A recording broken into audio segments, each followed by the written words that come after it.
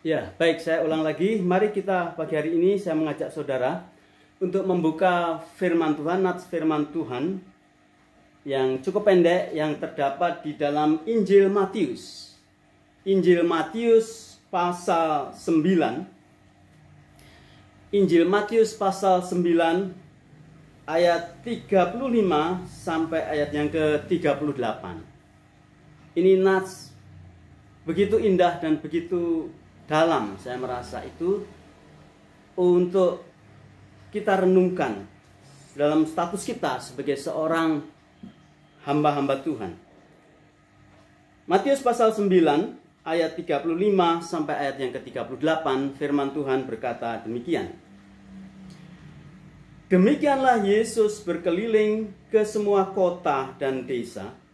Ia mengajar dalam rumah-rumah ibadat dan memberitakan Injil Kerajaan Sorga, serta melenyapkan segala penyakit dan kelemahan. Melihat orang banyak itu, tergeraklah hati Yesus oleh belas kasihan kepada mereka, karena mereka lelah dan terlantar, seperti domba yang tidak bergembala. Maka katanya kepada murid-muridnya, tuaian memang banyak, tetapi pekerja sedikit. Karena itu mintalah kepada Tuhan yang empunya tuaian, supaya ia mengirimkan pekerja-pekerja untuk tuaian itu. Saudara sekalian yang dikasihi Tuhan Yesus Kristus, saya mencoba merenungkan nas ini dan memberikan tema renungan pagi hari ini yang berbunyi hamba yang senantiasa bersama tuannya.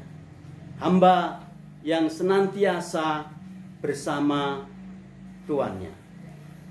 Saudara sekalian yang dikasihi Tuhan Yesus Kristus, apakah sesungguhnya identitas seorang hamba? 3 kali Tuhan Yesus bertanya kepada Rasul Petrus di peristiwa kebangkitan, ya. Petrus, apakah engkau mengasihi aku? Dan Petrus menjawab, ya Tuhan, aku mengasihi engkau. Sampai 3 kali. Dan ketiga kalinya, pertanyaan ketiga kalinya, Petrus menjawab dengan jawaban yang berbeda. Tuhan, engkau tahu. Apa yang diketahui Tuhan? Hatiku, hatimu.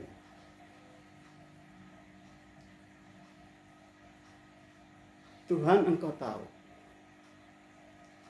Di dalam bahasa Indonesia tidak kelihatan bedanya, tapi dalam bahasa Jawa, Petrus tidak lagi menjawab, aku mengasihimu, aku cinta padamu. Tapi dalam bahasa Jawa yang ketiga dipakai, aku lulut, saya lulut kepada engkau. Saudara, kata lulut itu dalam bahasa Jawa agak apa ya, kalau diterapkan ke manusia gitu ya. Biasanya binatang itu kalau sudah sangat dekat dengan pemiliknya itu begitu lulut. Saya tuh sering nonton video ya, dan melihat ada banyak fenomena-fenomena yang sangat, menurut saya itu sangat aneh dari hubungan tuan dan binatangnya ya. Entah itu kucing atau anjing dan sebagainya.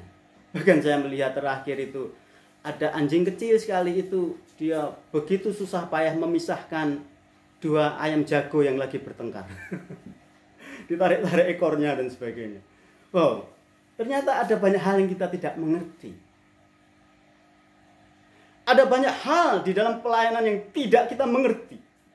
Baik dari knowledge kita maupun dari rasa dan emosi kita. Tuhan, engkau tahu hatiku. Nah, saudara sekalian, pada pagi hari ini kita akan melihat setidaknya ada 2 identitas yang begitu mendasar menurut saya, yang harus ada dalam diri kita.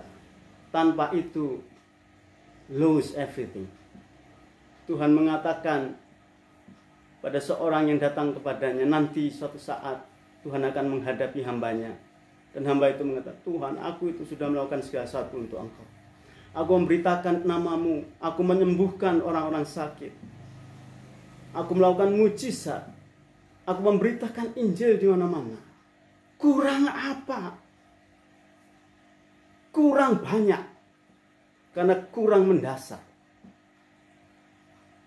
Hamba ini, orang ini hanya tahu kategori-kategori pelayanan, bahkan terlibat di dalam pelayanan, tapi dia tidak mengerti apa itu pelayanan.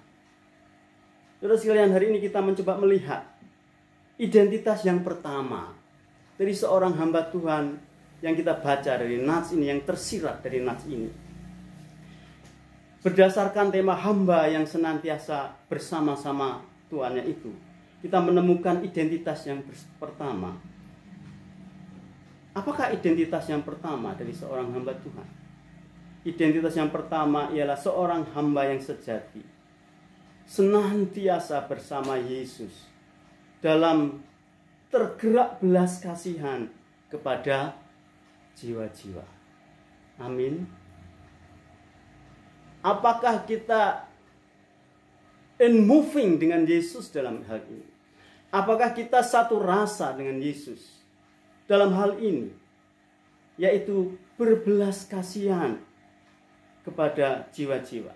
Tanpa ini, saudara sekalian, kita bisa mendaftarkan apa saja yang kita lakukan atas nama Tuhan, tapi itu nothing. Mendesak-desak dalam pikiran saya itu peristiwa pada waktu Tuhan Yesus di rumah Maria. Lalu Marta sibuk sekali gitu ya. Maria duduk dan fokus kepada Tuhan. Lalu akhirnya si Marta kakaknya ini protes kepada Tuhan. Guru, kenapa enggak kamu tegur ini adikku ini guru? Kok enggak mau bantu aku? Tuhan Yesus katakan apa? Dia telah memilih apa yang terbaik untuk dirinya. Saudara, batas melayani kita itu begitu limit dengan umur.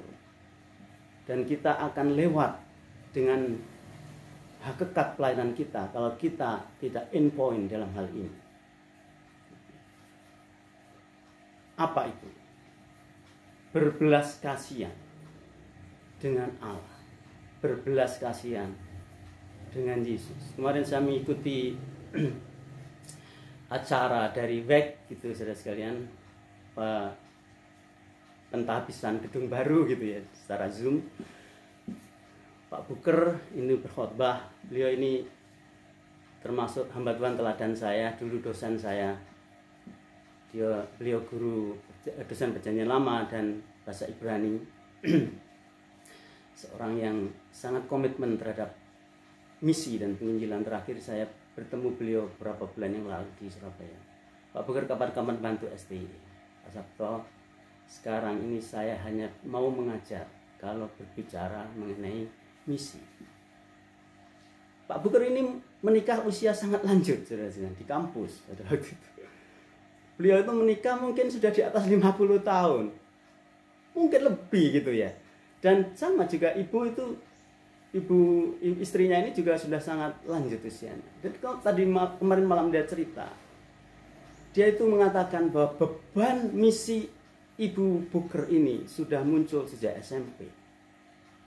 Sudah ada kerinduan untuk menjadi misionaris gitu ya. Ada mahasiswa yang sedang menulis skripsi ya, pasangan hamba Tuhan ya, misionaris ya. Itu topik bagus sekali. Ya, ini kalau siapa yang nulis ini saya lupa sama. Kalau bisa menemukan ini apa namanya itu Ningse ya, menemukan namanya itu sumber responden yang tepat gitu ya.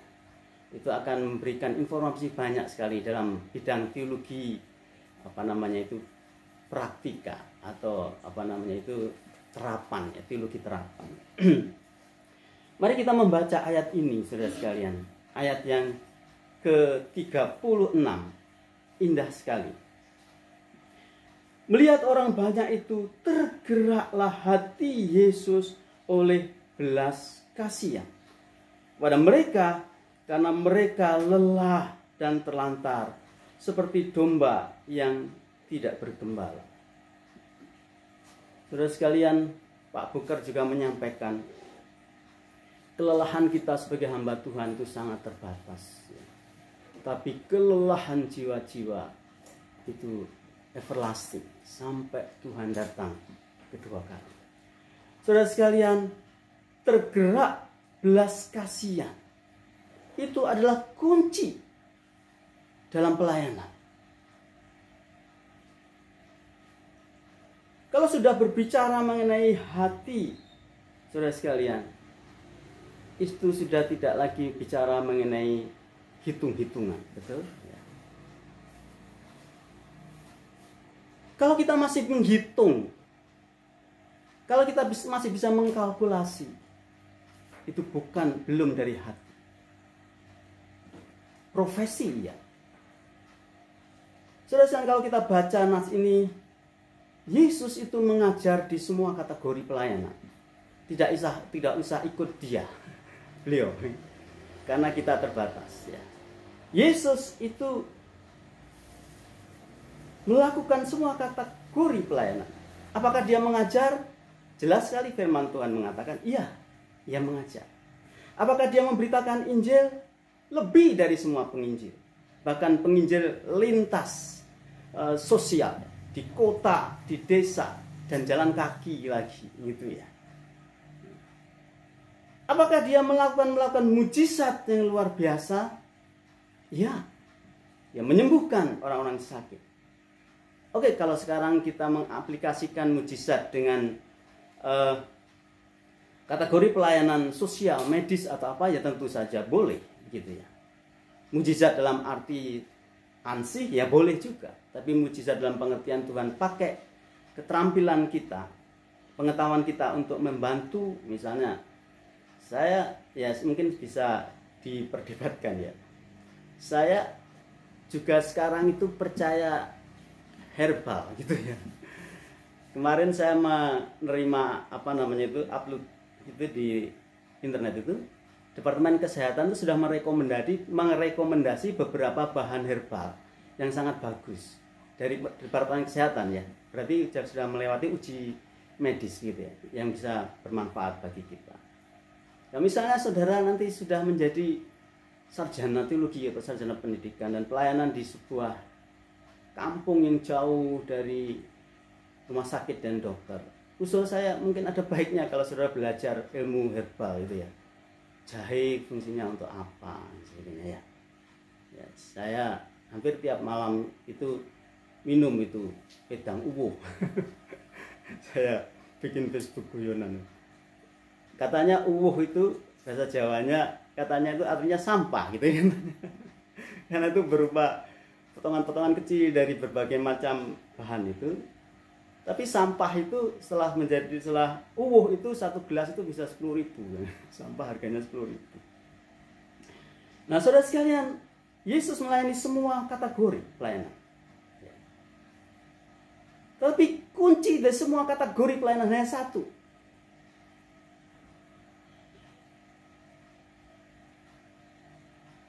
Sudah bukan waktunya memperdebatkan mana yang lebih penting, mana yang tidak penting.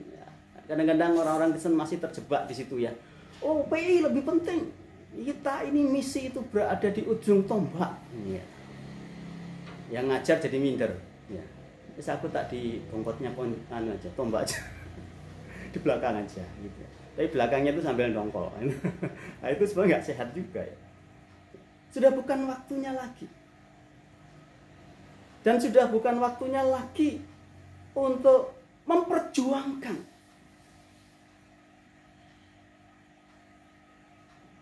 bidang-bidang pelayanan. Bukan waktunya lagi. Kita mesti harus mature, harus dewasa. Karena apa? Yesus mengingatkan kita bahwa hati yang tergerak belas kasihan melampaui profesionalitas. Beyond of the professionality itu hati, saudara-saudara. Tentu tidak salah kita mendapatkan sertifikasi sebagai dosen profesional. Tentu saja itu tidak salah. Kalau saya melihatnya sebagai second blessing saja, ya, mengartikan second blessing saja. Komitmen saja kepada Tuhan, layani sungguh-sungguh. Karena apa? Karena intinya itu bukan di kategorinya, Intinya itu pada dasarnya.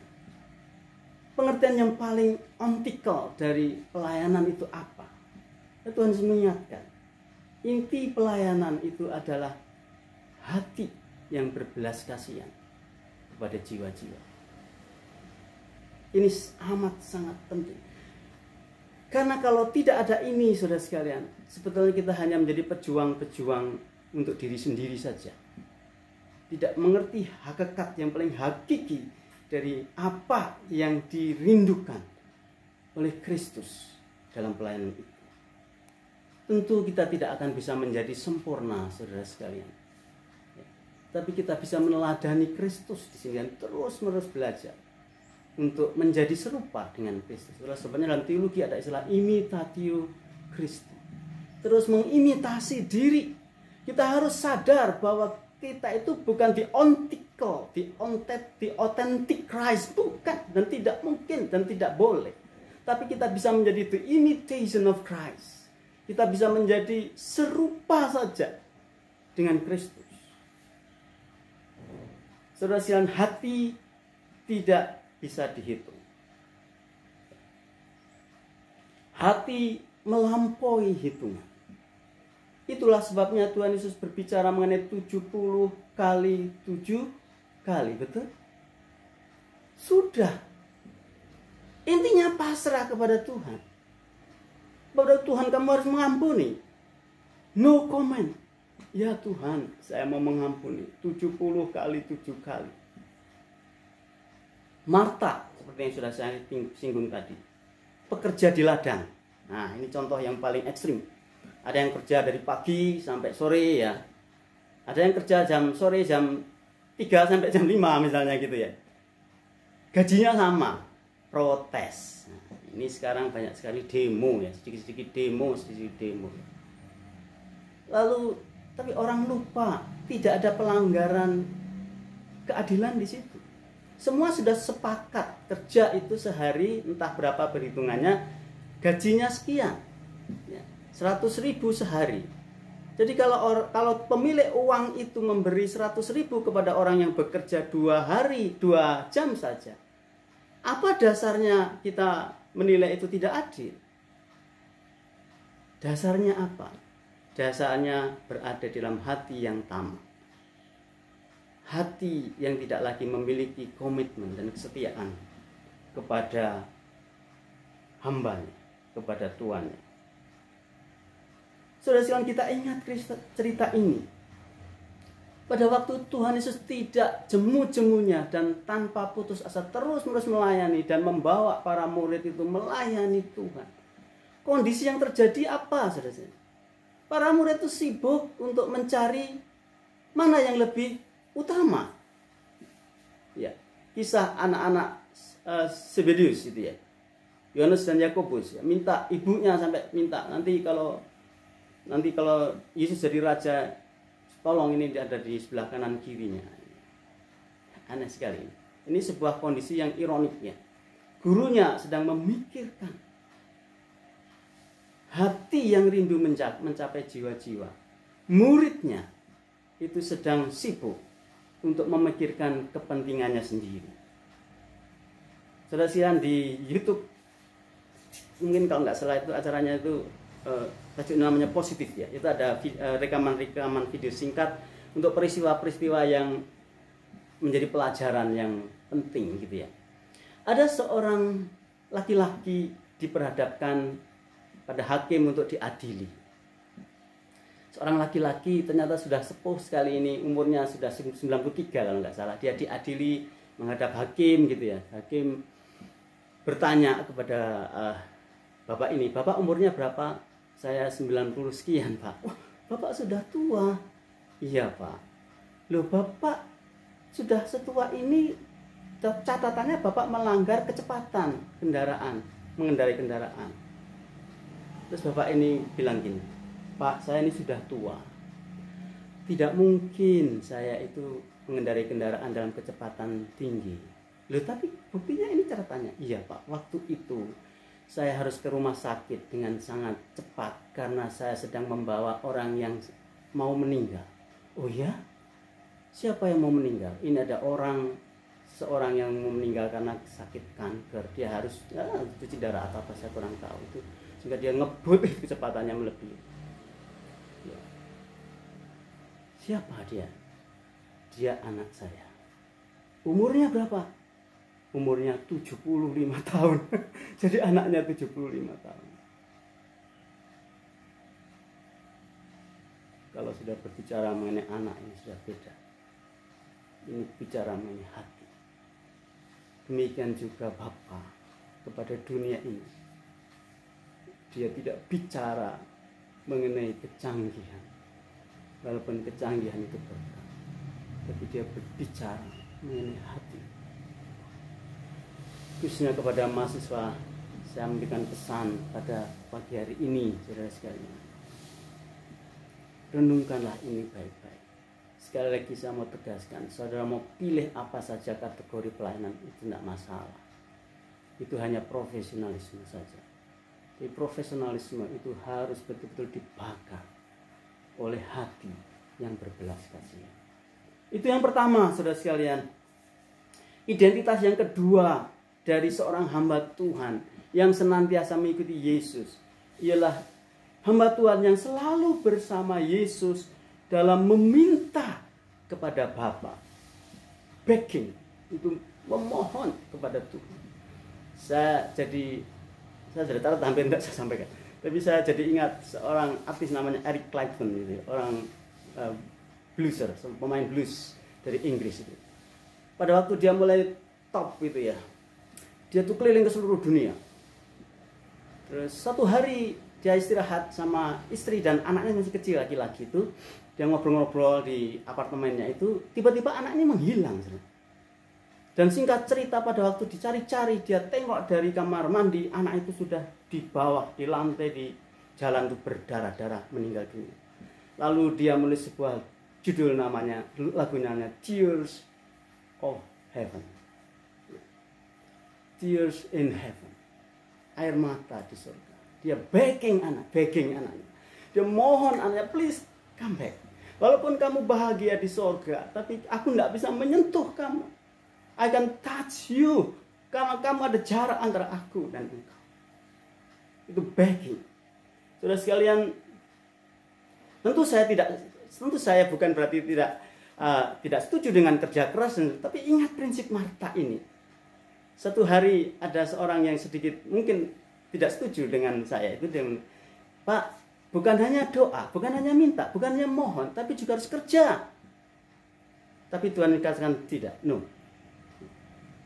Yesus minta kita untuk memerintahkan kita untuk begging, untuk mohon kepada pemilik ladang itu. Mari kita membaca, saudara sekalian, ayat yang sangat indah.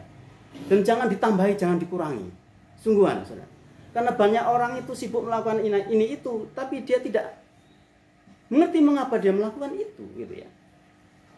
Dikatakan di situ, karena itu mintalah. Apa ada tambahan lain? Mintalah. Ya, kadang-kadang kita itu meremehkan minta, gitu. Tapi minta itu power spiritual yang luar biasa.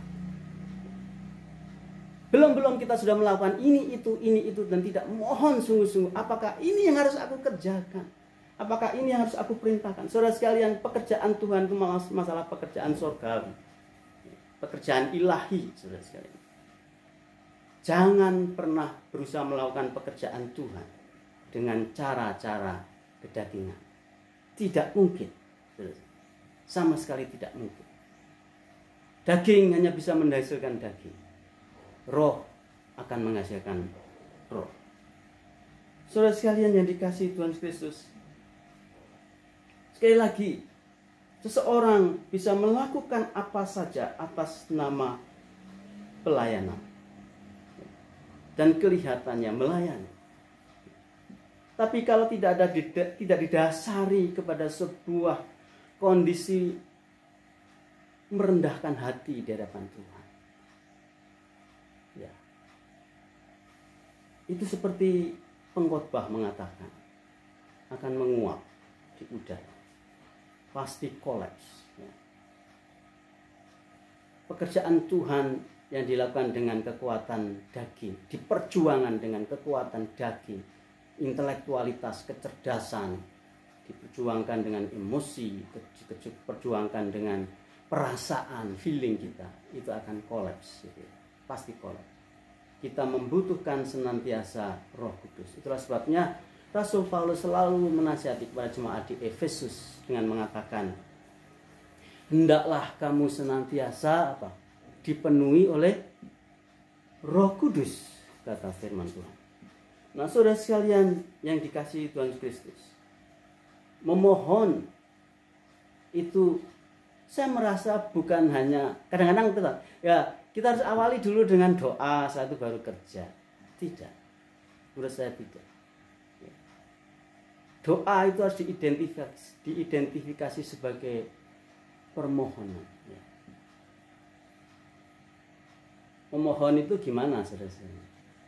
Memohon itu bisa bentak-bentak enggak? Beberapa hari yang lalu tiba-tiba ini tetangga saya kecil namanya Bumi, seorang gadis kecil sekali, cantik, muncul di rumah main selama dia tidak main. Terus tidak lama kemudian dua anak laki-laki temannya datang, dia panggil dengan sangat keras, Bumi, ayo main. Buminya tidak mau, ancam lagi, Bumi main atau enggak? Nah, berkali-kali dua orang lain, Bumi main atau tidak? Terus saya bilang gini, Mas ya, kalau ngajak teman main itu tidak boleh begitu, harus bagus ngomongnya. Bumi, ayo kita main. Ya, coba, Bumi, ayo kita main. Bagus. Bumi, ayo main. Ulangi lagi. Nah, itulah tendensi kita, tendensi emosional, gitu. Tendensi personal, intelektual. Kita memperhitungkan semua. Oke, berdasarkan pertimbangan rasa. Tentu saja itu. Tetapi beyond semuanya itu, melampaui semuanya itu, saudara-saudara. Semua pelayanan harus didasarkan kepada permohonan, sikap kepada Tuhan untuk memohon belas kasihan. Apa sih yang kita pohonkan dari Allah? Hanya satu, supaya Allah itu berbelas kasihan kepada jiwa-jiwa ini dengan mengirimkan pekerjaannya. Saya mulai diperbarui dalam pikiran saya itu, ke depan mungkin kita memang harus hidup di dalam permohonan kepada Tuhan. Menyebar brosur tentu saja boleh, baik, dan harus kita lakukan. Membuat link dan relasi tentu saja boleh, dan harus kita lakukan. Kunjungan ke daerah-daerah harus kita lakukan sebagai proyek real. Tapi semuanya itu harus dasarkan kepada sebuah proses memohon kepada Tuhan. Memohon itu berarti kita sudah mulai blended dengan perasaan Allah, blended dengan perasaan Bapa, dan blended dengan perasaan Yesus Kristus. Pada waktu Yesus Kristus memohon, apakah tidak ada pergumulan? Pergumulannya luar biasa. Sampai 3 kali di Taman Getsemani, Yesus memohon kepada Bapa, ya Bapa, kalau boleh cawan ini laul daripadaku, bukan kehendakku, ya, tetapi kehendak-Mu lah yang jadi. Nah, saudara sekalian, ada seorang pengkhotbah itu berkhotbah lama sekali gitu ya. Saya akan tutup dengan kisah ini. Saya mendengarkan itu, ya saya lihat lucu saja, tapi ada pelajaran penting sekali. Dia mengatakan, katanya itu di dalam gereja itu ada orang Kristen burung hantu. Tapi jangan salah persepsi mengenai burung hantu ya. Burung hantu itu tidak ada kejahatan sama sekali, malah bagus sekali, matanya bulat dan macam-macam. Saya diajar oleh Profesor Ruru ya, alumni dari Belanda Perjanjian Lama. Kami sempat tanya ke dari GMI. Pak, mengapa gereja Manado itu GMI itu memakai lambangnya itu kok burung hantu dan bukan Roh Kudus gitu ya. Ini satu-satunya gereja, jadi gereja dengan Roh Kudus gitu ya. STI juga ada gambar Roh Kudus. Ini burung hantu. Kamu jawabannya, ini Pak Ruru usianya sudah 70 lebih, waktu 75, sudah sepuh sekali. Kamu mau tahu jawabannya? Iya, kami mau tahu. Nah, ada ceritanya. Gini loh. Itu adalah kearifan lokal namanya. Tapi setuju nggak setuju silahkan. Tapi maksudnya jangan menghakimi burung hantu sebagai sesuatu yang jelek. Ya, tidak, iya. Pada zaman dulu, pada waktu belum ada apa-apa, listrik macam-macam gitu ya, leluhur apa namanya itu, orang-orang Manado itu sering ditolong oleh burung hantu gitu ya. Kalau burung hantu itu naik di puncak pohon yang paling tinggi malam itu, ya, terus dia membunyikan suaranya, kuku, kuku. Nah itu berarti semuanya itu aman, alam itu aman, gitu ya, aman. Tapi kalau burung hantu itu turun di sekitar rumah, lompat, itu berarti tanda sebentar lagi akan ada bencana alam. Apakah itu angin, puyuh, macam-macam. Nah itu betul-betul terjadi. Itulah sebabnya gereja itu pakai lambang burung hantu. Jadi kalau ada cerita ini jangan menganggap burung hantu tidak baik gitu ya. Itu hanya ide saja. Nah, ada orang Kristen burung hantu gitu ya. Tahu lagunya burung hantu ya? Matahari bersinar, hari mulai malam, terdengar burung hantu, suaranya merdu. Suaranya gimana? Kuku, kuku, kuku, kuku, kuku. Pendeta mana? Itu kuku itu aku, kuku, kuku.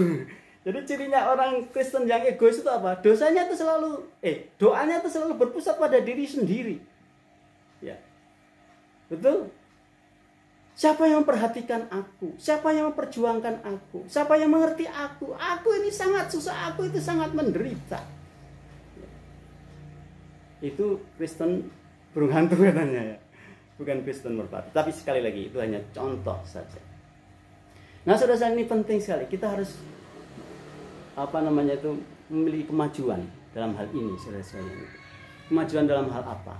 Saya teringat pada beberapa waktu ini, saudara-saudara. Yang mungkin saya tidak tahu apakah ini masukan. Sekolah kita itu sekolah tinggi teologi Injili. Ya. Efrata, tempat pemberitaan Injil pertama, sekolah tinggi teologi Injili Efrata. Kita berkomitmen pada jiwa-jiwa, kita berkomitmen kepada misi dan sebagainya. Usul saya sebenarnya, kalau ibadah chapel minimal itu ada satu lagu yang berkaitan dengan misi dan penginjilan. Ya, saya tidak menyalahkan lagu-lagu modern sekarang itu. Oke, saya suka lagu-lagu modern antara lirik dan sebagainya. Tapi mari kita mencoba masukkan setidaknya itu lagu-lagu yang bisa membangun semangat kita. Lagu-lagu kerinduan untuk mencapai jiwa-jiwa, minimal satu saja lagu pendek itu dimasukkan. Ya tentu kita tidak anti lagu-lagu yang bersifat penghiburan dan kekuatan batin kita. Tentu saja itu baik, bagian dari sebuah liturgi. Tapi karena sekolah kita teologi Injili, ya, usul saya supaya senantiasa ada lagu-lagu yang dikumandangkan, lagu-lagu yang membangun kita, semangat kita, gairah kita, supaya kita dibebaskan dari sebuah keterikatan berpusat kepada diri kita sendiri dan melihat apa yang dilihat Allah dengan hati yang berbelas kasihan, sehingga kita didorong oleh Tuhan dengan sungguh-sungguh untuk begging Allah, mohon kepada Allah, Tuhan kirimkanlah pekerja untuk ladangmu ini. Mari kita berdoa. Saya mohon Pak Ranto bisa menutup renungan kita dengan doa, sekalian doa berkat. Terima kasih.